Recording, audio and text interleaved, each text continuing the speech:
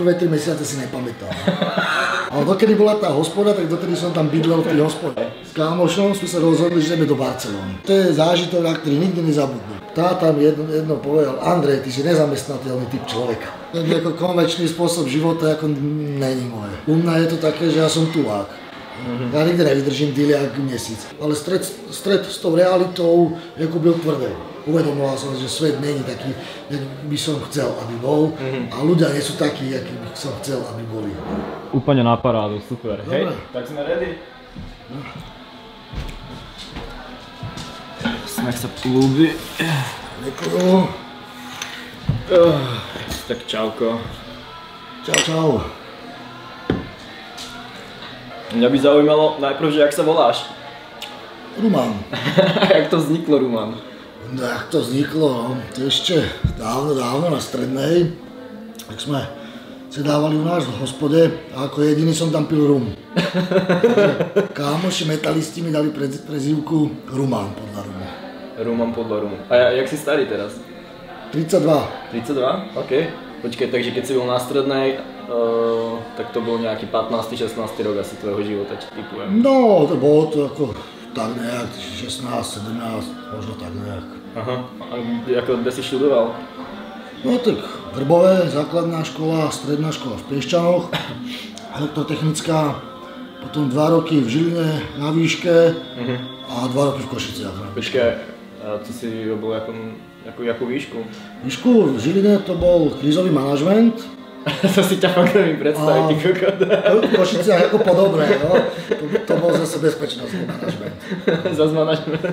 No ale tak bolo to zaujímavé, ten krízový manažment, to bolo dačak civilná ochrana, ako v tom duchu, takže tam boli zaujímavé veci a ten bezpečnostný manažment, ako to bolo veľmi podobné tomu. OK. To sú také podobné veci. Už na strednej si ako nejak inklinoval k punku, alebo? No áno, ako ja som bol rebel, ako ja neviem, od 12-13 rokov. No. Jak si sa k tomu dostal, ako ty povieš, že asi cez hudbu nejak, alebo ako? No, ako cez spolužiakov na základnej škole, lebo tí počúvali taký metal, rock a také veci, ako začínali sme nejaký Slipknot, Korni, Marilyn Manson, Green Day, no to, čo vtedy išlo na MTVčku, viac menej. No. Jo. A potom ako došiel som na strednú a tam boli všetko šampónici, povolanie syn, takže ako tam nebol nikto a tam som začal strašne rebelovať práve proti týmto ako synáčkom z bohatlíkov. Tam som chodil špinavý, roztrhaný, všelijaké, pes na oko, oproti tým nagelovaným šampónikom, čo chodili do solária, no tak ako... Máš aj nejaký zážitek, nejakú vtipnú storku, alebo niečo, na to nezabudneš, ako z tej doby? Z tej doby, ako ja neviem, to nebola moc ako šťastná doba. Asi. Ako je plno zážitkov, ale ako, to si to má všetko pamätať. Jasné. Eliza, nezna. No a to by ma zaujímalo, že ak si sa vlastne dostal k takému životu, lebo ja proste od tebe viem, že ty vlastne hociak cestuješ, proste zarábaš si ako hraním na gitare, akože zajímalo by ma ten... A raz som ťa dokonca videl pri mojom rodnom meste stopovať, ty kokos. No to je to, keď som nemal psa. Pri Senici, no. Na MFAvke proste. No, keď som nemal psa, tak som stopoval. Aha. No a to by ma akože, jak si sa k takému životu dostal, lebo ako... Sralo ma všetky tie konvencie, a kam som bol tlačený spoločnosťou, rodinou. No pre mňa to bola zbúra proti týmto konvenciám, lebo ja som bol odjak živá rebel a veľký snílek. Ja som furt sníval o tom, že budú volať cestovať a podobne a v živote som nikde nebol. Celú strednú, najväčší môj výlet, tak to bol asi do Tatier, čo som zažil s rodičmi každý rok na dovolenou, ale to bolo všetko. Nuda. No, a furt ako snílek, som mal naprogramovaný život, ako až po smrť. No, ako skončím školu, idem do práce a ako nulová šanca. Nejak ako žiť svoj život, ktorý chceš. No jasne. Tak to bola taková zbura, vykašľal som sa na všetko. Spravil tú červenú čiaru za životom a začal som žiť tak, jak som chcel. A to je jak teda? Cestovať, sloboda, poznávať svet, hrať na gitare na tej ulici, zážitky, sloboda. Pecka. Kde si všade ako vycestoval teda? A jak si vlastne cestoval tým stopom? Stopovaní? Prvé cesty boli stopom a to bolo ako veľmi zaujímavá historka. No dávaj. S kámošom sme sa rozhodli, že ideme do Barcelony. Bez mapy, bez koruny a v tej dobe ako to bolo niečo ako neskutočné, lebo v tej dobe nikto necestoval takto stopom. Koľko si mal, aký vek? Kedy ti to napadlo? Pred 10 rokmi, čo mi mohol... 22, no? 22 plus minus, nejak tak. S kamarátom, bol mladším, ideme do Španielska. Nikto nemal ani korunu, nič, ideme stopom.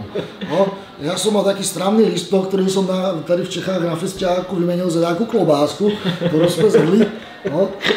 A v Prahe sme sa mali potkať. Tak ja som na festiáku, po festiáku chytnul stop organizátorov. Ešte so mnou išla jedna kočka do Prahy. Až po ceste, na pol cesty, na benzínke, kde sme zastavili, tak jej volak do milom privrel ruky do dverí a zistili sme, že jej není ani 15, že je 14. A ako dopadlo to tak, že potrebuje ísť na rentgen, či nemá zlomené prsty, to máte hromové ticho. Takže som to uhral tak, že som jej taká rodina, takže ako nepotrebovali občanku, je to zrentgenovali, kecalo sa to nejako a jeli sme do Prahy. Tam sme sa rozdelili každý, ja neviem, čo to bolo za kočku, ani predtým, ani potom som mu v živote nevidel. Ona len, že keď vstupujem do Prahy, že chce so mnou do Prahy. No, tak sme mali spoločné cestu, tak sme jeli dva. Jo. Tam som sa stretol v tej Prahe s tým kámošom, pár dní sme boli v Prahe. Tam vtedy sme skončili na klinike, na skvote. To bolo pár dní, týždeň, dva sme pobudli tam. Ako na skvote? No, ešte na klinike, jak fungovala klinika. Nepoznám kliniku. To bol skvot pred 10 rokmi, cca to tak nejak začalo vznikať. Ale vtedy tam ešte nebola voda, bola teda už elektrika, po vodu sa chodilo inde. To bol takový skvot, ale nie feťácké doupy, ale to bol skvot. A jak sa do takého skvotu dokážeš, ako keď môžem do toho trošku mimo vybehnúť, pomimo toho Barcelony, jak sa dostaneš vlastne do takého skvotu? Potrebuješ mať známy kámošov, ktorí to tam uvedol. Jo. Ako cez v podstate známosti. No jasné, lebo tak oni si dávajú pozor, aby sa tam nedostal úplne nejaký... No aby z toho nevzniklo to feťacký doupy. No, a nejaký blbec alebo policajt v utajení a podobne. Ako aj také veci sa dejú. Takže ako tam si rozmýšľajú, tá komunita ľudí rozmýšľa, koho tam zoberie k sebe. Najprv ideš na pár dní, na 3, na 4 dní, ako návšteva. Možno sa tu ako tie návštevy opakujú a potom ako býva plénum, kde sa zíde celá tá komunita a ako hlasuje sa, že či tam môžeš bývať. Ty im povieš, čím si vlastne prínosom pre tú komunitu. No, klasika, už som povedal, blbý, aký takový pohovor. No, jasné. A celá tá komunita ako sa zhodne, či tam to berú, alebo nie. Jo. No tak dostali ste sa teda na kliniku na tí 2 týždne? No, ako na pár dní, na týždeň, na 2. Potom, že ideme do Barcelony. My sme nemali mapu, kámoš obkreslil z monitora, z počítača, cehruskou mapu Európy, tam namaloval, že Bratislava, Brno, Praha, Paríž a Barcelona. S touto mapou bez koruny sme sa vybrali, katastrofa. On bol tuším darovať plazmu alebo volať čo také. Z toho sme vytrieskali pár drobných, že sme akurát utratili za takú svačinu a ako zdarec. No, takže išli sme takýmto spôsobom do Barcelony. Yes. Takže stopom to trvalo asi 2,5-3 dňa, ako chvíľičku a došli sme do Barcelony. Yeah. Tam sme boli asi týždeň, ale ešte preto Barcelonu, to bolo, stopovali volať na benzínke, tam sa nedalo stopnúť nič, že tam sme sa tuším zasekli na nejakú dobu a nudil som sa, tak som hral na gitare na tej benzínke. Yeah. Za pol hodinu som tam mal hádam 120 €, to bolo pred 10 rokmi. Ako to bol neskutočný malý peniaz. Pred 10 rokmi to bolo, keby si mal dneska okolo 400-500 €. Tak čas peniaz sme utratili v tej Barcelone, jak sme sa tam flákali, tam som tiež hral, ale nie až toľko. A pak sme šli do Čiech naspäť na festiáky. To už bolo leto a chcel som ako prepásť festiáky, bol prvý výlet, ale v tej dobe ako to nikto nestopoval. Široko ďaleko ako to nikto nerobil, to bolo také ako exotické. Ja som potom som mal aj nejaké prednášky o tom, ako, v tej dobe to nebolo zvykom, teďka už je to bežnejšie. Ale stále to ako není mainstream ako? Tako není to mainstream, ale už je to ako také bežné, ako že sa stopuje, ideš stopom ako na dovolenku do Špáňa. Zajímalo by ma teda, jak si riešil bývanie proste v tej Barcelone. Stán spacák. Stán spacák? No nemali ako nejaký problém s tým, ako našli ste si nejaký park alebo... Nie, spali sme hneď v centru, pláže, v zahraničí je to normálne. V zahraničí je to normálne, akože tam nebol problém. Nechcem, že nás okradli hneď prvú noc, lebo sme obidvaja zaspali. Našťastie nám ukradli kamošovú igelitku a v tej igelitke mali, ja neviem, žiletky na holenie. Nejakú hygienu proste. Také hovadiny, hej. Takže nám nič ako podstatné nezmizlo, len také harampáni. Harampáni. Takže nám bolo zbytočné. Teraz dostupom času viem, že Barcelona nepatrí úplne k tým bezpečným mestám a nechystám sa tam. Raz, keď sme spolu kecali, tak som mi spomínal, že si žil, možno, že sa mýlim, ale v Berlíne. Áno, v Berlíne som strávil ako spoustu času. No, vedel by si mi niečo povedať o Berlíne?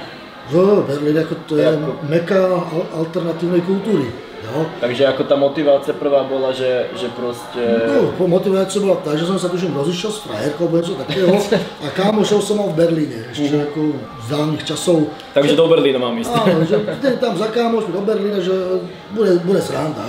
Hovoril, že tam je dobré, že tam je plno peniazy a zábavy a že môžem hrať na gitare a majú tam levný pivo. Tak jedu do Berlína. No, prvé 3 mesiace si nepamätám. Prvý výlet do Berlína trval asi 4 roka a ja som hádam nevidel ani Brandenburskú bránu. Tam 3 mesiace to bolo hromady, to boli basy pív, hektolitre vodky a koncertov a zábavy a pankáčov okolo nás. To bol 3-mesačný žúr.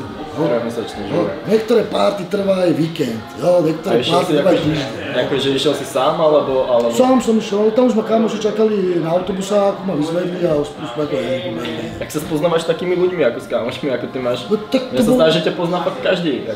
Festiáky, koncerty a festiály. Ja som kecavý, výrazný typov, zoznámim sa vždycky s voľakým, tak doma s niekým zoznámi. My sme raz spolu kecali na jednom festivale a že ste boli v nejakom skote. A že tam horalo, alebo niečo také si pamätáš? To bola fabrika v Berlíne, že sme ako tak to by ma zaujímalo. Slováci, Češi a horelo, ne že horelo, to Poliaci tam mali grill, to bola opuštená fabrika, taká veľká hala. Jo. A oni tam mali grill, tak rozrúbali palety a v tom grille ako robili guláš. Jasné, že sa z tej fabriky cez otvorené okná valil von dým a vnútri bolo vidieť oheň. No takže taký iniciatívny kolendovci zavolal, že tam vnútri horí. Tak prišli tam sanitky, hasiči, policajti, a zistilo sa, že Poliaci, kámoši, ktorí tam bydleli, tak si akorát varili guláš. Žiadny požiar, nič, normálny grill mali spravený vo vnútri, keby to spravili vonku pred tou fabrikou, že tam to bolo krásne oplútené, tam bolo miesto, nebol by problém, tak museli vo vnútri.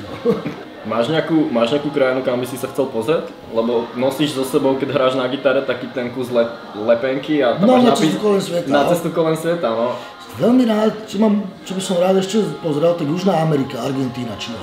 Argentína, Čile. Vlastne, že Patagóniu by som si pozrel, to ma ako zaujíma.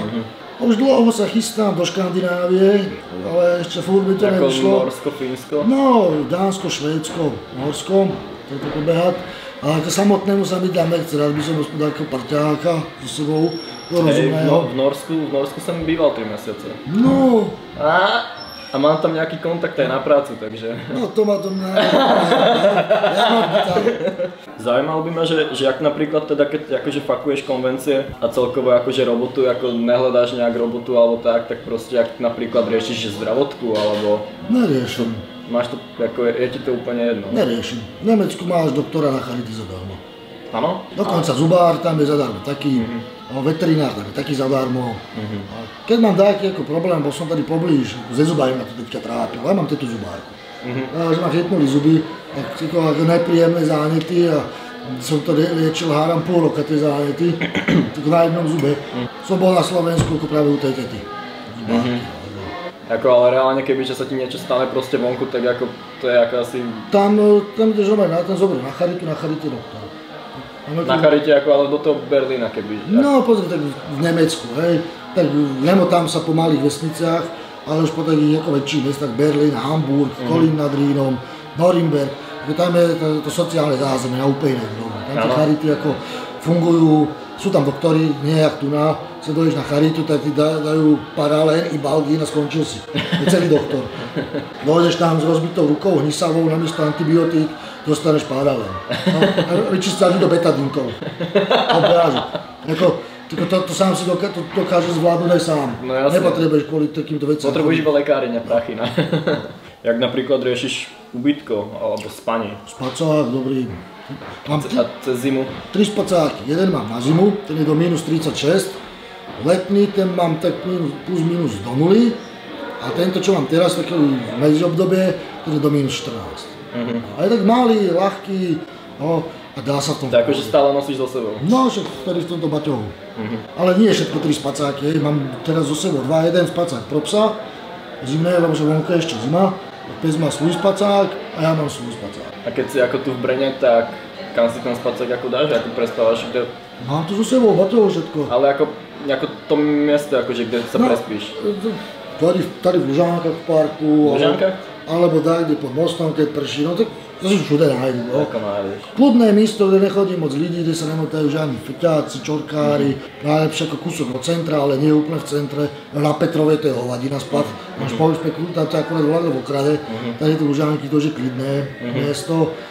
Bez problémov sa tam dáš. A ako nechýba ti ako takéto nejaké to, že zázemie, že má niekde taký ten safe place, kde by si sa ako... Mám u rodičov, vlastne tam párkrát do roka ukážu. Áno? No, tam mám odložené gitary, tam mám odložené aj tie spacáky, ktoré nenosím so sebou. A oni ako nejak tak ako asi už chápu, že máš rád taký tam... Pochopili to konečne. Tento pochopil skôr a máma ako zistila, akože má smůlu, jo. Ten ako konvenčný spôsob života ako není moje. Aha. Hej, a co sa týka napríklad, ako ja mám hodne vždycky tak spojené, že punk, vždycky ako co sa týka ako v blízkosti akože chlastu a drogy, ako a co ty a drogy napríklad. No, ako vyskúšal som drogy, ale moc ma to neoslovilo. Není to akože no, nikdy to nebyl môj kůň byl chlast, když som chlastal. No, teďka už teraz som v klidu aj s tým alkoholom.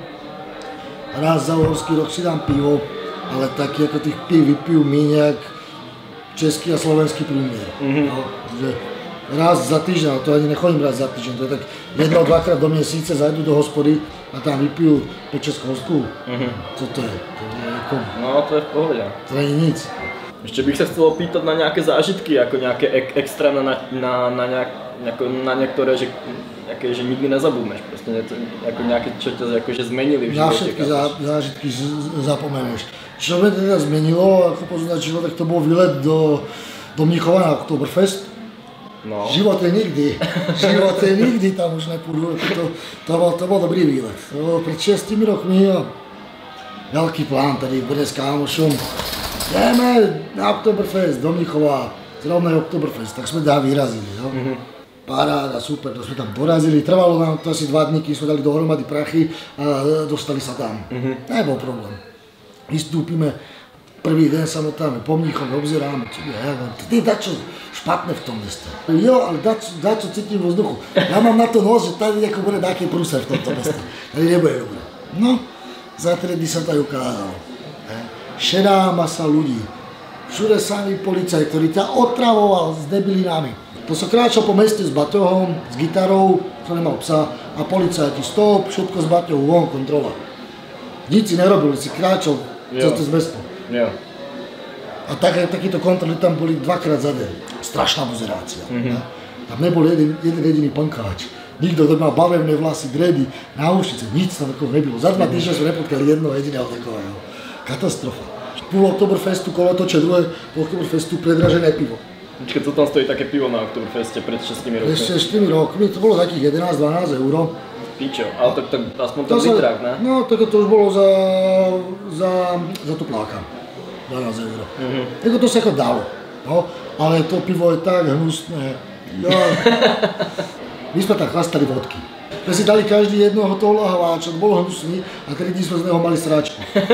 Ako tak nechceš piť to nemecké pivo. No tak čo si zobáš? Dáš do obchodu, za 5 € si kúpiš 7 vod. Ale tam sme nic iného robiť nemohli, do toho tam pršalo. Nebolo kde spať, odšadia nás vyhadzovali, nedalo sa nikde prespať pod striežkou. My sme našli park a v tom parku boli takové tie betonové murované pingpongové stoly, tak pod tým sme spali. Že tam tiekol taký prúd vody, že som bol komplet mokrý. Ak som ležal na zádech, tak tú gitaru som mal na sebe položenú, aspoň gitara, byla v suchu. takhle som bol do rána. A ráno som v takom hnusnom, zaplývanom feťáckom podchode, kde boli samé ovná, spálené alebo balí puchny. Jako katastrofa. Tam si žmýkal, ty spacáky, mokré takhle slzy v očiach. Celý si bol mokrý komplet, ako hotovo, zle a do toho zima, lebo október. Začiatok októbra, katastrofa. A čo si robil? Akurát kúpil v obchode vodku, vypustil, aby si oblbol tú hlavu, lebo ako tohleto s čistou hlavou sa nedalo prežiť. Yes. Sme tam boli 2 týždne. Z toho posledné 3 dní sme strávili na autobuse, ako čekali, keď nám pôjde autobus. Sme rátali dní, potom hodiny a potom minúty do odchodu. To bolo strašné. Ty kokos. Ale to je zážitok, na ktorý nikdy nezabudnem. A ešte výlet do Itálie, to taký. Hej, dávaj. To som bol sám. Tiež ako asi pred tými 9 rokmi nic som nevedel, nic som nepoznal. A idú do Itálie, no, super, trest, paráda. No, tak som sa tam motal, došiel som do mesta, pomotal som sa, draho úplne skutočne a nebudú spát. Tak som našiel večer taký parčík. Tak som našiel takú zašitú časť toho parku, samé koprivy, som lehrul tam do tých kopriv, celý dokúsaný od kopriv, od bravcov. Tam čo to tam škriekalo, kormorán, alebo volá čo takové, no strašný vresko. No, to sa tam kočky jebali. To si nevieš predstaviť. Komári ma doštípali tak, že som opuchol na jedno oko, takže som na to oko nevidel. Do toho strašné nočné mori, to hotovo. Ráno som sa zobudil a pozerám, čo to je za park, že tam boli také kamene, tak symetricky usporiadané. A koukám, že všetky končili rovnakým dátumom, 1914. Že to bol Žbitov z první svetový války. Ty kokos. A to som taký večer, tak nepoznáš, keď ideš a tam v tej vysokej tráve sú malé kamene. No jasné. To nemáš šancu to poznať. No. Až potom teraz som zistil, že tí kamene končia tým istým dátumom. Ale že nebola to príjemná noc, na to také budú spomínať. Hej, napadá mi ešte, ja som počul takú legendu o tebe, že si raz išiel do hospody, ktorá už vlastne neexistuje, na ten 7. schod. Áno. A že si tam išiel na pivko a zostal si tam bývať pol roka. No, tak to bolo tak, že som išiel stopom z tej Itálie, že jedu do Kodane. No. A že sa zastavím tady v Brne, že na 7. schodu robila kámoška, čo vedľajšej vesnice pochádzam. Tak som sa tam zastavil na jedno pivo. No, tak zostal som tady v Brne asi 2 roky. Ale dokedy bola tá hospoda, tak dotedy som tam bydlel v tej hospode. Oni tú hospodu zamykali a vo vnútri tej hospode. Ja som sa ráno zobudil, pomýval som podlahu, uklidil som tam, no, vydrolil som si pár vajglov, aby bol tabák. No, čakal som, kým dojdú, aby ma odomkli, ja som vypadol na hodinu do mesta, zahral som si na gitare, no, vrátil som sa naspäť do hospody, no, a bolo. Takže 2 roky si býval proste v hospode? Ne, 2 roky. Tá hospoda fungovala asi pol roka, rok. Takže ten pol rok si býval? No, ako, pokiaľ fungovala tá hospoda, tak som nebydlel. Když tam ľudia poznajú ako férového, rozumného človeka, no tak nemáš problém, že to odporúči známemu a už môžeš u neho prespať. Už ako máš na co, jo? Potrebuješ, teče ti do bod, potrebuješ si jednu noc sa vyspať normálne v teple, hodiť sprchu, ale sa žájzlo, kto ťa zoberie. Kto ti pomôže? Keď sme pri tej sprche, tak napríklad akože sprchu, jak riešiš hygienu, akože...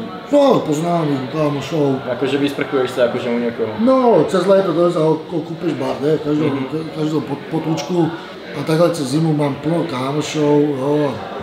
Není problém, keď som ešte chlastal, tak som zavolal, hej, počuj, mám fľašku rumu. No, jasne, dojdi. No, tak som došiel, počuj, trocha smrdí, tak sa osprchujem. No. A furt lepšie, ak bola ja nejaký charitu, že tam teče studená voda, a máš tam 5 minút na to, aby si sa osprchoval. V Nemecku tie charity ako fungujú na úplne inej úrovni a ako tam nemáš problém, ako si to vidie. A napríklad, že oprat ako oblečenie? A vyvetrá, alebo keď silno potrebuješ prát, tak to sa dá buď na tej charite oprát.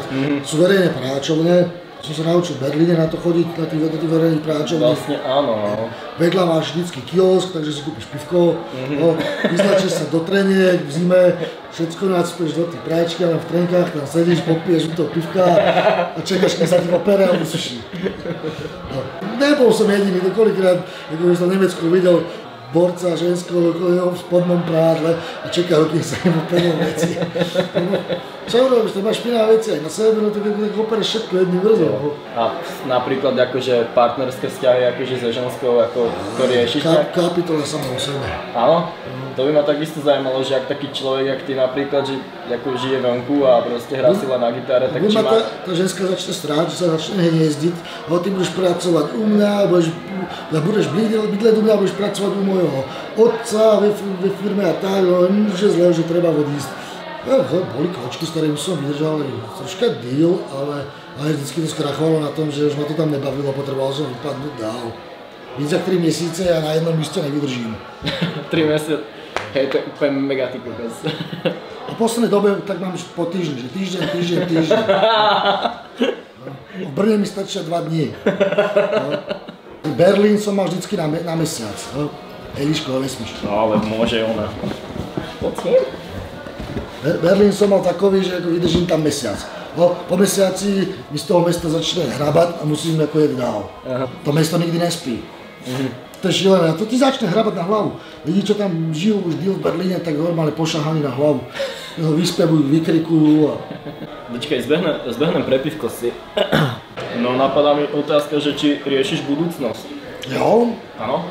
Ja tak rátam, že ešte 10-15 let. Si začínam zbierať kytary, zosilovače, kombíčka, už máme ako dobrou zestavu. A že pekne skúšebná, garáž a tam svoje. Mať skúšebnú a garáž? No, skúšebná garáž v jednom. Tam pekne tam sa vyspíš, je tam elektrika, je základ, prípadne nejakých kámošov, ktorí si tam zahrajú s tebou. Toto ako plnostenú gitár, plnostenú zesilovač, aby bolo na čom hrať. Už sa to 2 roky na tom pracujú a už sa to začína pomaly rysovať. Koľko máš gitár? 4. 4 už. Kde by mala byť tá skúšebňa lomeno akože garáž, ako nejaké miesto? V poslednej dobe sa mi veľmi páčili Jižní Čechy, takže niekde tam v Jižných Čechách, ale vieš, 10 rokov, to je ešte na chod času, kde takhle skončí. To ako neplánuješ akože sa dostať z tej ulice ven, akože plánuješ žiť akože stále vonku? Ja neviem nič nerobiť. Táta mi jedno povedal, Andrej, ty si nezamestnateľný typ človeka. Takže tvoje meno je Andrej, vidíš? No. A ne Ruman, ale jo ako... To mi hovorí akurát táta a máma. Nikto iný. Kebyže máš dať rádu ľuďom, ktorí proste žijú nejak nedobrovoľne na ulici, jaká by byla mladým? Mladým? Strateným ľuďom, alebo hoci ktorým jakým. Hlavne, aby nezmokli. Ako usušiť sa ako na ulici není pekné. Stratiť spacák, alebo mať mokrý spacák ako v zime, ako to nechceš. To není dobrý nápad. A radu, keď už je takto na ulici, to není tam dobrovoľné. Prestan fetovať, prestan chlastať. Čo ťa dostalo na tú ulicu? Proč ťa vyhodili z domu? Proč ťa vyhodili z ubytovne? No, to sú asi také tie základné otázky, no. Jasné. A nie, že hážeš, každý bezďak bude hážať vínu na druhého, no. Že oni ma odtiaľ vyhodili, lebo neviem čo. Díky moc. Ako málo ľudí na tej ulici ozaj nedobrovoľné, protože by ich rodina okradla a podobne. To je tak mizivé procento, poznám takých ľudí asi jedného. Jedného, dvoch. A to sú teda rozumní ľudí, ktorí tých ostatných bezďákov sa štítia a vôbec sa s nimi nestretávajú. A vôbec sa s nimi nestýkajú, že si úplne svoje a ako čau. Blbá konštelácia, blbá náhoda, že žensko začala podvádzať, rozišla sa s ním, no chlap to blbe začal znášať, no a hotovo, zostal na ulici. U mňa je to také, že ja som tulák. Ja nikde nevydržím díl jak měsíc. Ja už to tam nebaví, škre, až musím odjet. Už sa tam cítim zle. Když sa cítim zle, tak co tam? Treba sa zbaliť a ísť dál. Jak ešte vznikla tá, ty máš vypálenú anarchiu, myslím, že... Ačko, mám vypálené. Víš mi to ukázať, prosím? To je fakt, ako, ja som to videl len raz v živote a... To je husté. Počkej. Neviem, či to bude vidieť. Nevadí, ale je to tam. Jak to vzniklo? To vzniklo, boli sme... To bolo v tom období toho Španielska a boli sme na festiáku tady pri Plzni, Rokycáni, čo to tam je? Flav? Neviem, počkaj, hej, ale fakt, no ne... No, takový hardkorový festiák tam byl. Ja si myslím, no. A tam boli borci, ktorých sme potkali stopem jak v Itálii, potkali sme ich stopem v Španielsku, kde sme boli, pak sme ich potkali aj ve Francii, a pak sme ich potkali v Praze na klinike a potkali sme ich ešte na tom festiáku. To bol Bulhár, Rumún, Estónka a ešte volá, to tam bol. To začína nejaký vtip, že stretnú sa Bulhár, Rumún a Estónka. Ešte Poliak tam bol. A mali takých dvoch pejskov, že oni žonglovali, hrali na ukulele, tiež takoví ako šilenci asi jak ja. Tak sme tam spolu kecali, toto, ja som si chcel vypáliť vtedy Ačku. Vytetované to má každý, ale vypálené ako nepoznám nikoho. Jak to spraviť? Tak som zobral nožík, mal som ten plynový varič, čo som rozžeravil nožík do červená a vlastne s tou tupou stranou toho železa som to tam priložil. To tam mám priložené asi pol minúty a hovorím hovorí, že stačí to mať iba sekundu, že nemôžeš tam mať pol minúty. To je jedna streda taková troška väčšia, pak mi teda pomáhali ako dokončiť, pretože to som si blbie videl na tú ruku. Ty kokos, to je mega. Pak mi to hnisalo, hojilo sa to úplne strašné, lebo že sa ti nalepí na tričko, pak sundávaš tričko je s tými chrastami. Jak sa ti to dlho hojilo? Neviem, celé leto. Alebo mesiac, bolo to ako šilené. Ale v tej dobe, čo 22 rokov, blbý, sprostý, plný ideálov, no teraz by som to asi nespravil, jo. Ale na druhej strane mám to a som na to hrdý, som na to pyšnej. To patrí k tomu určitému obdobiu života, takéto veci. Tak jak k určitému obdobiu života patrilo, že som pil hodne kožálky. Tiež som bol rebel veľký, ja som bol idealista, plný ideálov, no. Ale stret s tou realitou ako byl tvrdý. Uvedomoval som, že svet není taký, jak by som chcel, aby bol a ľudia nie sú takí, akí by som chcel, aby boli. No super, takže plány do budúcna sú, že mať garáž? No a to je tak asi 10 let. No. Pozrieť tú Škandináviu? No akože to popri tom, akože pozrieť Škandináviu, zarobiť si dačo po ceste, jo. Asi tak, stále na cestách. Byť stále na cestách a proste žiť taký ten tulácky život teda. Čo ja nič nerobiť neviem, na to baví. To bol odjak živa môj sen. To už hádam na strednej škole, keď mi bolo, ja neviem, 15-16 rokov. Už som vtedy hovoril, že sa na všetko vyserú a budú cestovať po svete a jenom s gitarou a sem tam volá kde takú brigádu a potom po cestu zazdal. No, to bol odjak živa môj sen. No. Vtedy sa ti plní. Áno, všetci mi hovorili, moji spolužiaci, kamaráti, že to nemáš šancu, sa zmeníš, blá, blá, blá. No a oni už teďka tlačia kočáriky, hej, no, a ja chodím spôr s baťohom, a s epsom, a s gitarou, už mám narováše do Liptova pocestovaného. Tam som žil, tam sa chystám, tam som už bol, a tu stojí na hovno, tam je dobré. Je nejaká vec, ktorú by si ve svojom živote zmenil? No. Ne? Všetky veci, ktoré som zle spravil, ma formovali.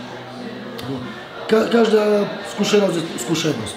Keď si v živote spravil hovadinu, to si sa naučil zase nováča, že to už doma nemáš robiť.